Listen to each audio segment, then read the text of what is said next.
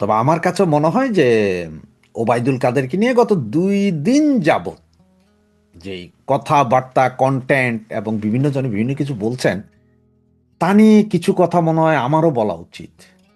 কারণ আমি একটা ঘটনার চরম সাক্ষী, যেটা আমার জীবনে এখন যে বয়স, হয়তো আমি মৃত্যুর আগ মুহূর্ত পর্যন্ত ভুলবো না, এমন একটা ঘটনার সাক্ষী। তা আপনাদের শেয়ার করব, যদি আমি ওখানে কারণ নাম উল্লেখ করব না। সর্বপ্রথম কথা হচ্ছে যে আমাদের মহামান্য সেক্রেটারি আওয়ামী লীগের মতো একটা বিশাল সংগঠনের সেক্রেটারি ওবায়দুল কাদের, উনি যেভাবে আপনার 7ই জুনের আওয়ামী লীগের সবাই অনলাইনে সবাই দেখছিলেন, এসব লক্ষ কোটি জনগণ দেখছিলেন, এবং আরো লক্ষ কোটি জনগণ এখনো দেখবেন, দেখছেন, বিচার বিশ্লেষণ চলছে, কোন নেতা কি বলেছে, এগুলো নিয়ে চুলচেরা বিশ্লেষণ চলছে। সেইখানে আমাদের স্যারের কথা ছিল যে নেত্রীর কাছে উনি একরকম প্রশ্নবাণ ছুড়ে দিয়েছেন, বা নেত্রীকে ছোট করে দেখার মতন বলেছেন যে মানে চুপ্পু এবং সেনাপ্রধানকে বানানো ঠিক হয় নাই। ওনার একরকম কথা যে নেত্রী কারো কথা শুনেন নাই, কেউ কিছু বলেন নাই। কারণ আমার কিছু প্রশ্ন আছে। আমার প্রশ্নটা হচ্ছে যে, কাদের কাকা, আপনি এই কথাটা তো এখন বললেন, সেই দিন কেন বললেন না যেই দিন আপনার এই চুপ্পুকে রাষ্ট্রপতি বানানো হয়, বা আপনার সেনাপ্রধানকে সেনাপ্রধান বানানো, সেদিন তো আপনার মুখে ফুলঝুরি ছুটছিল। সেদিন কেন আপনার যখন সিদ্ধান্ত হয়, সেদিন কেন আপনি বলেন না যে এদের বানাইলে আমি পদত্যাগ করব? এই সৎসাহসটা আপনার ছিল না কেন? কেন সেদিন আপনার বলেন না? সেইটা যদি নেত্রীর ভুল হয়ে থাকে, তাহলে কিছু ভুল আমি আপনাকে একটু দেখাই দিই। যার নেত্রীর সবচেয়ে বড় ভুল হয়েছিল কি জানেন? এত বড় একটা সংগঠনে তিনবারের সেক্রেটারি রাখা, আপনাকে, আপনি ওবায়দুল কাদেরকে তিনবারের সেক্রেটারি রাখা। আপনার মনে পড়ে 10-11 সালে আপনি যখন সংসদ সদস্য ছিলেন, মন্ত্রী করা হয়নি, তখন আপনি সে কি আওয়ামী বিরোধী কথাবার্তা সংসদে? যদি আমার কথা অবিশ্বাস হয়, যারা শুনছেন আমার কথা যদি অবিশ্বাস হয়, সেই সময়কার বেশ কিছু ভিডিও ফুটেজ এখনো আছে অনলাইনে, এগুলো একটু শুনে দেখতে পারেন। যেই আপনাকে মন্ত্রী করে দেওয়া হলো, ক্যাবিনেট মন্ত্রী, সেই দিন থেকে আপনি আবার চুপ। তার মানে আপনি তখন একটা প্রেশার ক্রিয়েট করছিলেন সংসদে দাঁড়াইয়া, যে আপনাকে কেন মন্ত্রী করা হচ্ছে না, আপনি এত বড় একজন হেডম জাহাজের কচ্ছপ সেক্রেটারি সাহেব, ঠিক না স্যার? স্যার, আপনার কি মনে পড়ে 111-এর সরকারের সময় আপনাকে যখন সেনাবাহিনী হেফাজতে নেয়, তখন আপনি বলেছিলেন যে নেত্রী নির্দেশে এই করেছেন, সেই করেছেন, আমি কথাগুলো উল্লেখ করতে চাই না কি কি বলেছিলেন আপনি। সেগুলো এখন আপনার চাইলে যে কেউ, যে কোনো পাবলিক আপনার চাইলে ভিডিও দেখতে পারেন, ভিডিওতে আছে সেদিন আপনি কি কি বলেছিলেন। কিন্তু সেই দিন আপনাদের মতন এই সমস্ত নেতাদেরকে বাঁচাতে আমাদের নেত্রী কি বলেছিলেন জানেন? যে হ্যাঁ, আমি নির্দেশ দিয়েছি যে তোমাদেরকে যাই বলবে সব আমার ঘাড়ের উপর দোষ দিও। সেদিন নেত্রীর এটা মহানুভবতা ছিল, যে আপনাদের মতো নেতাদেরকে বাঁচানোর জন্য নেত্রী নিজের কাঁধে নিয়ে নিয়েছিলেন, যাতে জনরোষের শিকার না হন, আমাদের শিকারে না পড়েন আপনারা। কারণ আপনার তো ইতিহাস মনে আছে, যে আমরা যারা জননেত্রী শেখ হাসিনাকে ভালোবাসি, বঙ্গবন্ধুকে ভালোবাসি, তারা আপনাদেরকে দিগম্বর করে দিতে 2 সেকেন্ড দেরি হবে না আমাদের। মনে আছে না? আপনার চেয়ে অনেক বড় শক্তিশালী নেতা ছিলেন মোস্তফা মহসিন মন্টু, কি হয়েছে দেখেছেন তো?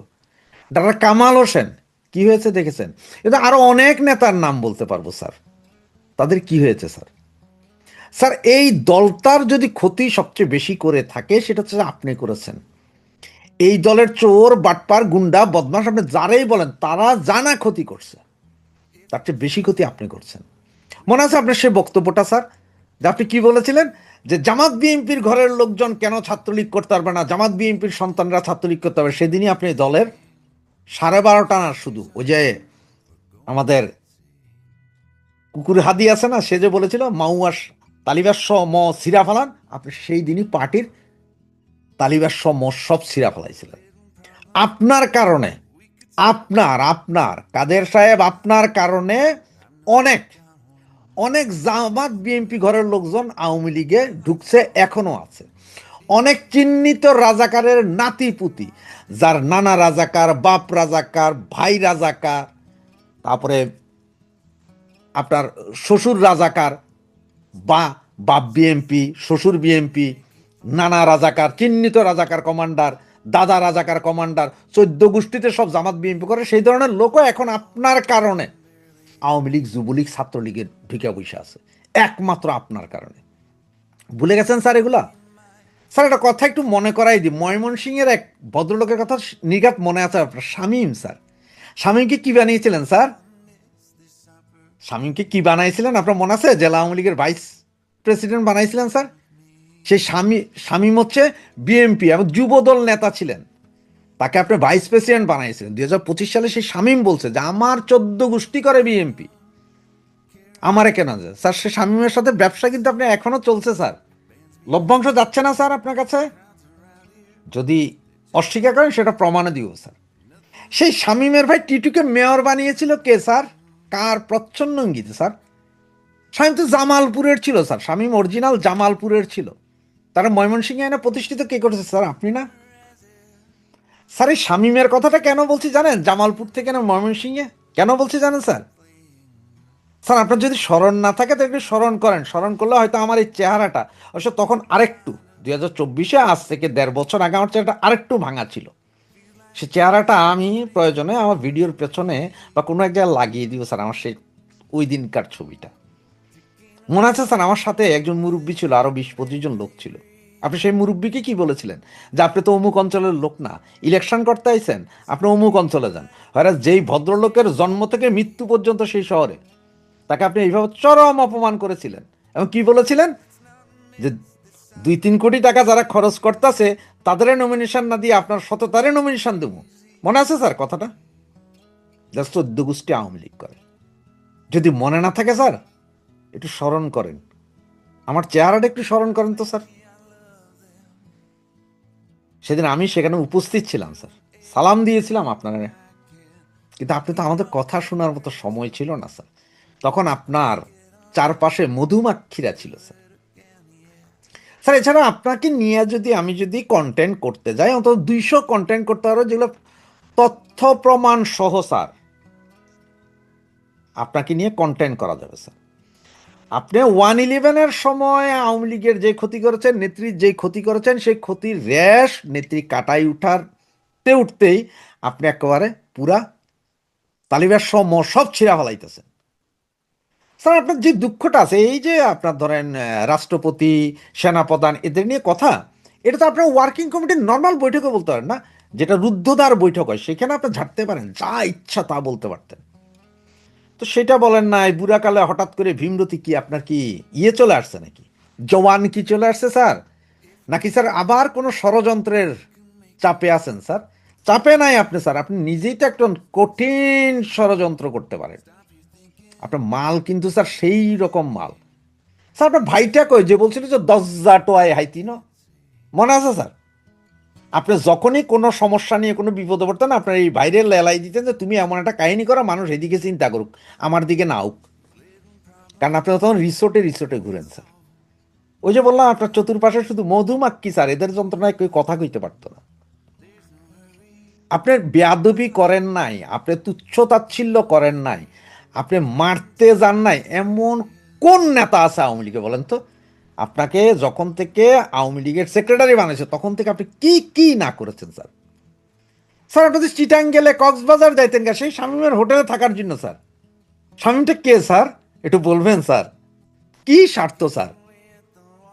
স্যার এখনো যে 10 লক্ষ টাকা প্রতি মাসে আপনাকে পাঠানো হয় হুন্ডির মাধ্যমে স্যার, বলবো স্যার মিরপুরের কোন হুন্ডি ব্যবসায়ী আপনার কাছে সে টাকা পৌঁছে দেয়? এটা বলবো স্যার প্রমাণ সহ, কোন মাসের কত তারিখে গেছে এগুলো বলবো স্যার? বলবো নাকি স্যার একটু? স্যার জানুয়ারি মাসের 9 তারিখ পর্যন্ত আপনার টাকা না পৌঁছানোর পরে আপনি 16 তারিখে ফোন করে কি কি বলেছিলেন স্যার, ওগুলার কি রেকর্ডিংটা ছেড়ে দিব স্যার? স্যার আপনি একটা কথা বলছিলেন এক মাসুদকে, বিআরটি এর মনে আছে স্যার? মাসুদ তুমি ভালো হয়ে যাও। সেদিন যদি মাসুদের জায়গায় আমি থাকতাম স্যার, তাহলে আমি বলতাম কাদের কাকু তুমি ভালো হয়ে যাও। তো এখন বলি কাদের ভাই আপনি ভালো হয়ে যান। Due to my with respect, fully respect, আপনি আওয়ামী লীগের এখনো সেক্রেটারি পদে আছেন, নেত্রী এখনো কিছু বলে নাই, তাই হয়তো আপনাকে এখনো সম্মান দেখাচ্ছি। কিন্তু একবার যদি আপনাকে ছুঁড়ে ফেলে দেয়, আপনার অবস্থাটা কি হবে দেখেন স্যার। আপনার আকামের ফিরিস্তি 300 বছরও শেষ হবে না। খন্দকার মোস্তাক কিন্তু আওয়ামী লীগের সাথেই ছিল স্যার।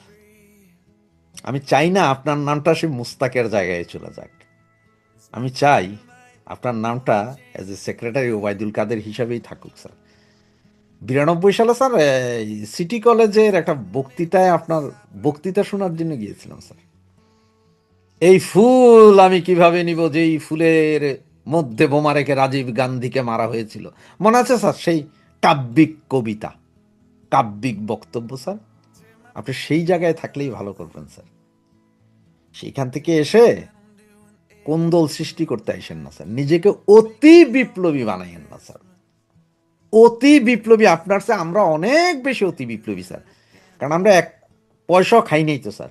আমাদের কোনো শামীম, আমাদের কোনো টিটুর জন্মদিনে, আমরা কোনো জামাত বিএনপির জন্মদিনে, আমাদের ঘর বাড়িতে যেসব বাচ্চা কাচ্চা পয়দা হয় না, এগুলো আওয়ামী লীগ কইতে হয়, এগুলো শেখ মুজিব শেখ হাসিনা কইতে হয়। এর বাইরে কইলে আমরা হেগোরও বাত্য দেওয়া দূরের কথা, দরকার লবণ খাওয়া মাইরালাম স্যার।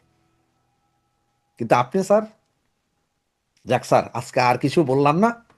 তবে ভবিষ্যতে আরো কি কি বলবো বা আরো কি কি প্রমাণ দিব স্যার, এটা আপনি বুঝতে পারছেন স্যার।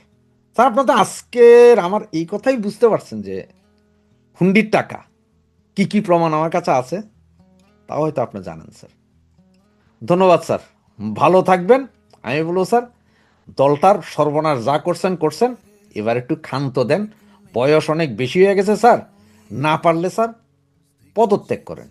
আপনার এত দুঃখ যে পাবলিকলি আইসা অমুক হয়েছে তমুক হয়েছে, ওগুলা না করে নিজে পদত্যাগ করেন। দায়ী দায়িত্ব স্বীকার করে পদত্যাগ করেন। আপনার একটা বক্তব্যের কারণে আজকে পতন। আপনি কি বলছিলেন যে তোমাদের আন্দোলন ঠেকাইতে ছাত্রলীগ যথেষ্ট। ছাত্রলীগ কি আপনার লাঠিয়াল বাহিনী, আপনার বাপের বাহিনী? চরের থেকে উঠেছেন তো আপনি। সেই দিনই ঢাকা ইউনিভার্সিটিটারে সব ছিঁড়ে দিছেন, কারণ আপনি ছাত্রলীগের লাঠিয়াল বাহিনী বানাইছিলেন। কথায় আর কাজে তো মিল নাই। কথা যে কখন কি বলেন স্যার, সেটাও স্মরণ থাকে না। স্মরণ করবেন। এবং আমি বলবো যে ভবিষ্যতে কি হবে, চুপ থাকেন। আপনি যত চুপ থাকবেন, আপনার গন্ধ তত কম বাইরে হবে। কারণ গু যত নাড়বেন, গন্ধ তত বাইরে হইব।